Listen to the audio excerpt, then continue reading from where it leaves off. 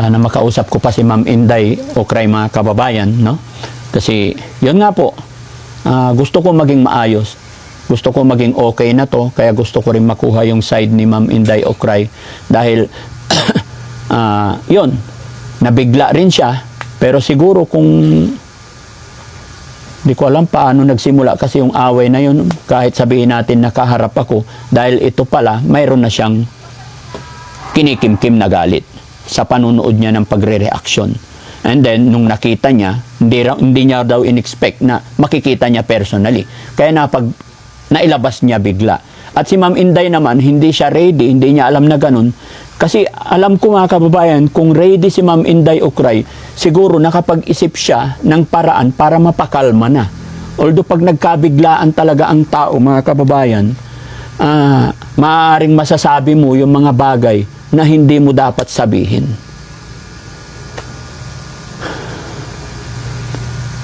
Hindi ko alam, mga kababayan, pero yun, ginagawa ko lamang po ito kasi gusto ko talaga, Nanay Ansing, na maging maayos na. Kasi, eto, almost done. 80% na po itong bahay matatapos na eh. Salamat, Daddy. 20% na lang kulang, tapos na. Kaya gusto ko, bago matapos, maging maayos. Ayaw ko na rin kasi, Nanay Ansing, na yung nagkakaroon ng problema, bangayan.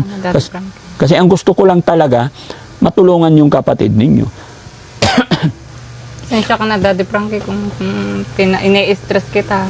Hindi, okay lang, naintindihan ko yan. Mulat sa pool naman, inuunawa naman kita. At saka, yun ang balak ko talaga, mga kababayan. Hindi ko na sana kakausapin si Nanay Ansing.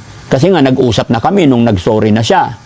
Nag-usap na po kami na dito lang muna, pabayaan na lang muna kami. Okay na po kami nun. Kaya lang, yun nga po, yung nagpunta, nabigla si Ma'am Inday Okray. Pero alam ko, malawak naman pang-unawa ni Ma'am Inday Okray. At yung sinasabi ko, kaya pasensya na rin kay Ma'am Inday Okray kung hindi ako nakapamagitan agad kasi nagulat talaga ako. Kumbaga, ayaw kong sumabat. Una, akala ko nga nagjo-joke lang sila eh. Akala ko ako yung pinaprank eh. Kasi nung una, mga kababayan, di ba, parang may tawanan pa sila. Kaya hindi ako umiimik. Iniisip ko, akala ko ako yung pinaprank nila. Kasi hindi normal para sa akin yung biglang magiging ganun eh.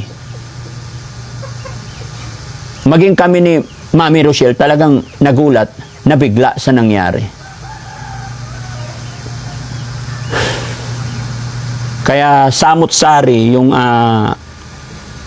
comment. Sabi ng iba, mga kababayan, mali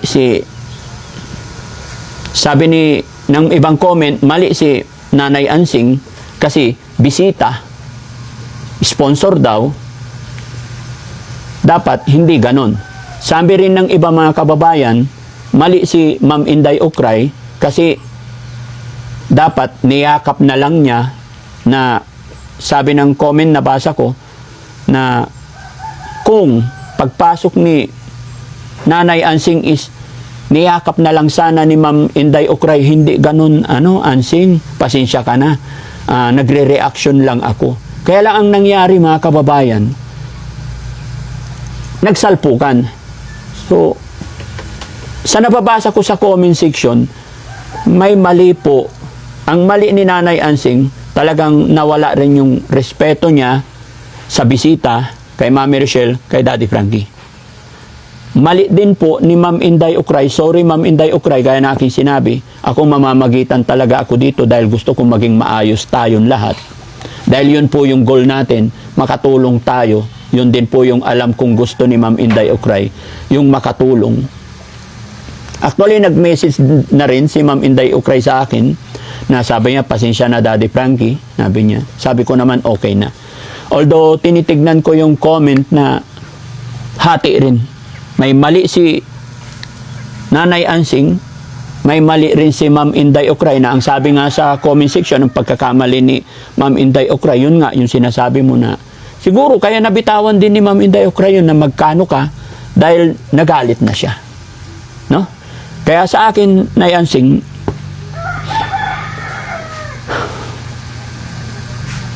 Hindi ko alam talaga paanong sasabihin ko.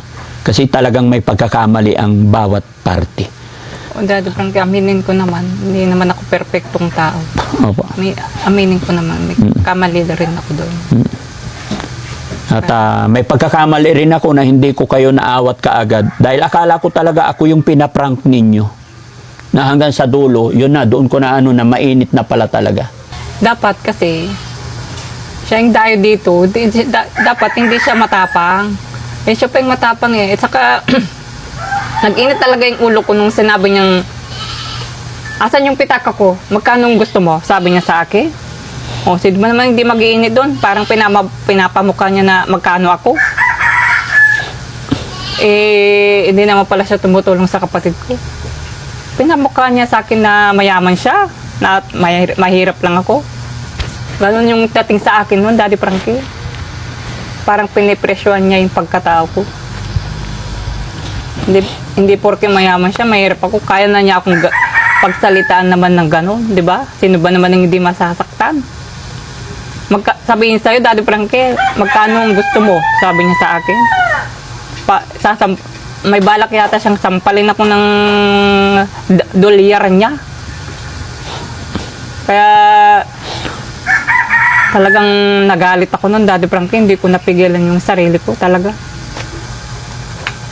Porque madatong siya at ako walang pera. Ganun na lang niya ako basta-basta. Dapat hindi ganoon. Kahit mahirap yung isang tao at mayaman siya, huwag niyang pasalitan ng ganoon. Di ba, Daddy Frankie? Nakakaliit ng pagkatao yung sinabi niya eh. Nanliit ako sa sarili ko nun, Daddy Frankie. Porque ganito lang ako, mahirap. Ganito yung pamilya ko. Tapak-tapakan na lang niya ako. Pwede ba yun? Masasaktan ako at masasaktan. Kasi masakit din naman yung sinasabi niyang gano'n. Hindi porque nasa abroad siya, mayaman. Pagsasalitan na niya ako ng gano'n. Nakakasama din kasi ng loob yung sinabi niya, Daddy Frankie. Kaya hindi ko na rin napigilan yung sarili ko. Kaya nagsalita na rin ako ng pasigaw sa harapan mo. Pasensya ka na, Daddy Frankie. Kung hindi ko napigilan yung sarili mo. Naunawaan ko yan. Sa akin walang problema. Kaya kong unawain. Kaya kong intindihin lahat yan. Kasi nga, yun ang sinabi ko. Iniisip ko para kay Kuya Oliver talaga. Yun nga lang, ay gusto kong mangyari ngayon ay maging maayos na kayo na wala nang away para sa kay Kuya Oliver na lang. Oh, Daddy Frankie, mabuti kung gano'n. Sana maisip din niya yung kamali niya.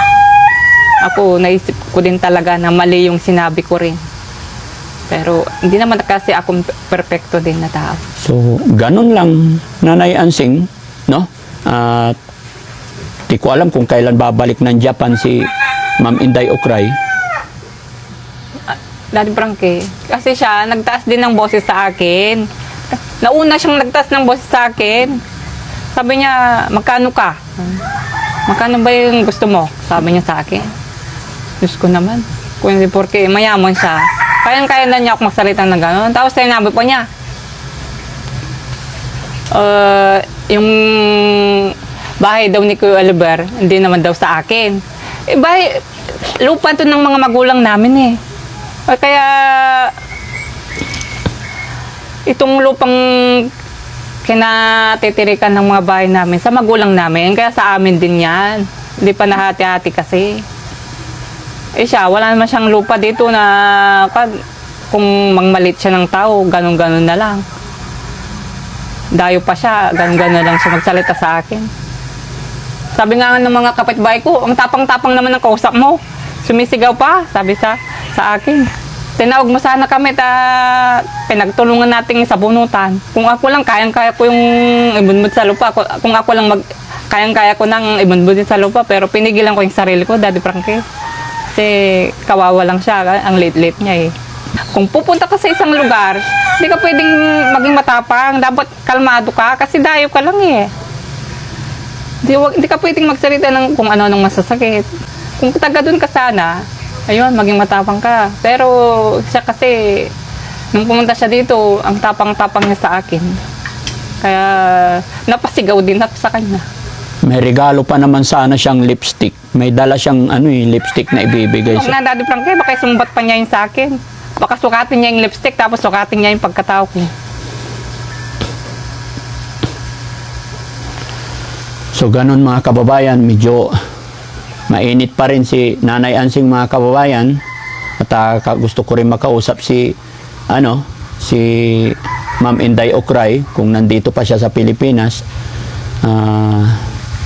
Yun lang, pasensya na po kayo mga kababayan. Gusto ko lang talagang maayos. Ang usapin na ito, gaya ng aking sinabi, hindi ko na po aalamin kung sinong tama, kung sino nagkamali. Gusto ko maayos to, gusto ko magkabati sila dahil parehas po may pagkakamali. No? At syempre, walang perpektong tao. So Nanay Ansing, pasensya ka na kung naging dahilan yung pagdala ko kay Ma'am Inday Okray dito na nagkaroon ng away dahil hindi ko talaga akalain na ganun, na may sama ng loob ka sa kanya. No? Kung alam ko lang na ganun, hindi ko na rin sinama si... Wala kang kasalanan, Daddy Frankie. Kasi pinakita mo lang naman yung bahay ni Kuya Albert. Okay. So, ganun mga kababayan, mga kabarangay. Pansamantala ako'y magpapaalam muna. Hanggang dito lang muna itong usapin na ito. Maraming salamat po and God bless. Daddy Frankie.